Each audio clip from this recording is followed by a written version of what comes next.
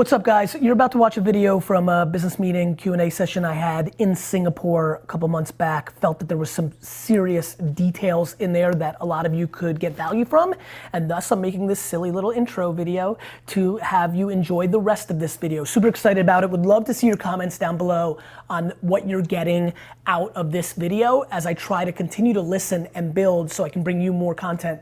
The wheel of listening and creating, listening and creating. Leave your 2 cents in the comments. Thank you for watching my content at all. It is humbling. You have to do them all. You're a one-woman show. Your number one move is to immediately afford somebody else to help you. Your number one move. Everything in your life, how you live, what you buy, what you spend your time on. When I first build businesses, I make no money. None. In my 20s building my dad's business, I lived in a shitty apartment. I took $35,000 a year the first 3 years.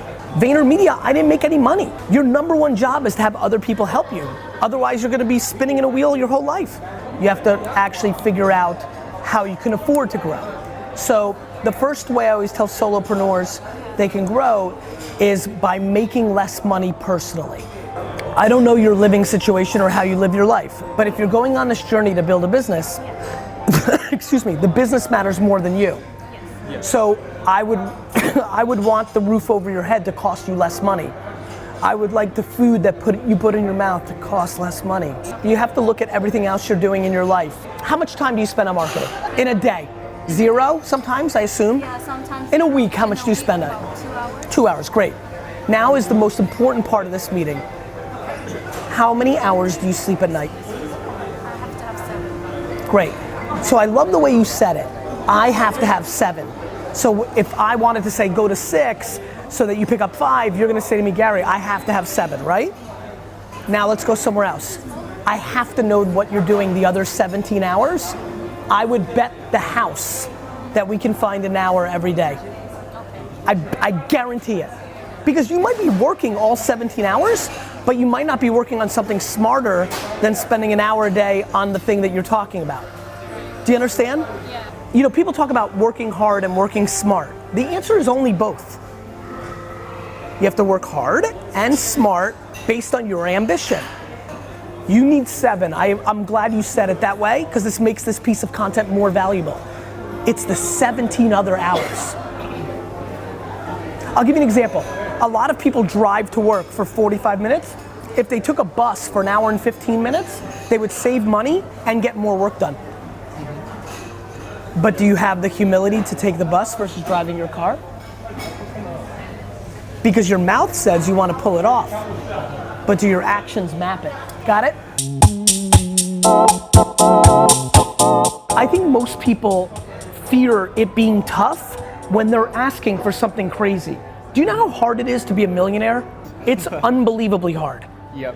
99% of people in the world never even remotely get close. Yep. So I think the first way, forget about what I'm about to, the tactics. Let's start here. Yep. Here. You have to love hard. You have to love eating shit.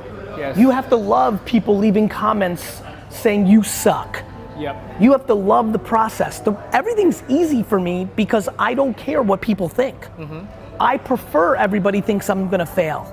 The way you get over the obstacles is a couple things. Number 1, biggest mistake all of you make is you don't realize it's gonna take 21 years for success. 21 years for success. 21 years for success. Now look, maybe it will take 3 years, but if you think it's gonna take 21 years, now you're in the right mindset.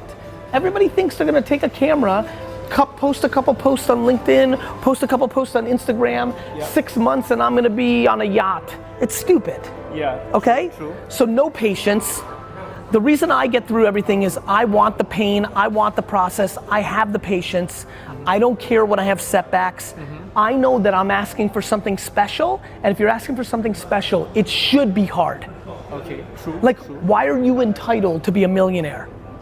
In America, one of the wealthiest countries in the world, the top 1%, at the bottom of the top 1%, you make $440,000 a year. If you make $440,000 a year in America, you're in the 1% earners in America. Oh, okay, interesting. Most people don't understand what it is to do a million. Everybody thinks everyone should do a million. I laugh at a million. 99% of the people watching this video right now, or 31 years from now, because everything will be online, will never taste a million. 99% of you.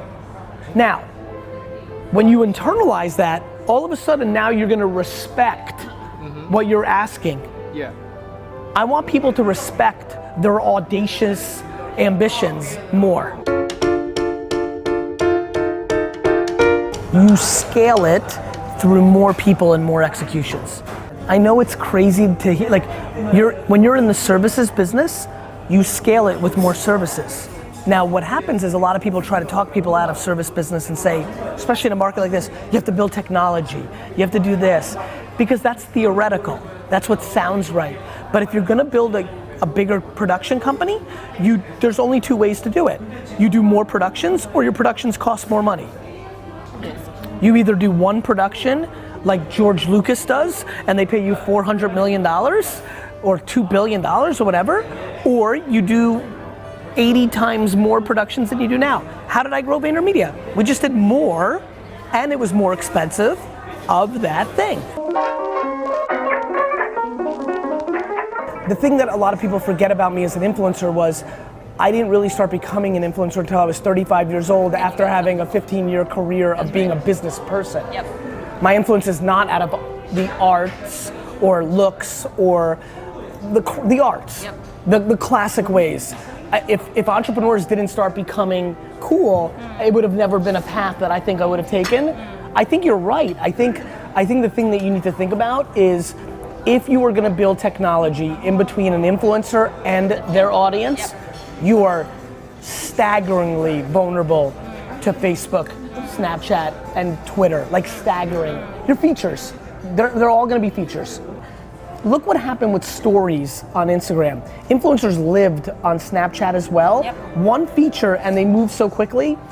Anything a third-party vendor offers that becomes something that the platform offers will die immediately because of the seamlessness of it happening inside there. That is not gonna be the part that you're gonna have an advantage over Facebook in. Yep. Shopify is the infrastructure to Instagram until it's not. Until it's not. There's only one currency, which is the attention. That's all they trade on. And whoever has the attention has the leverage. The biggest thing you need to ask yourself is how much of your opinion is predicated on the fact that it's yours. The thing that has always worked for me, and I genuinely believe is the cornerstone of my success, is I refuse to get high on my own supply. You have to put yourself out of business before somebody else does it. So you can debate anything you want. What you have to ask yourself is this your point of view because you've made this bet? The reason VaynerMedia is not profitable ever is because I'm always reinvesting in things that are my vulnerability. Voice is to mobile social what mobile social was to traditional digital. So I have to invest in that and AI and all this stuff. It's why when it comes to influencer stuff, even though I've watched it and been right for the last decade, I continue to not build scalable things. I continue to build influence and relationships and human infrastructure because that is something the platforms have no interest in. Yep. I know you're gonna scold me if I don't boost the I want you to boost ads. Yep. Yes, I do. Okay, so yeah, without boosting ads, I actually got. And I'll tell you why. I'll tell you why. This is a very important point that a lot of people are getting confused about. Even if you listen to how you're saying it, people are putting organic reach on a pedestal because they think there's a purity to it.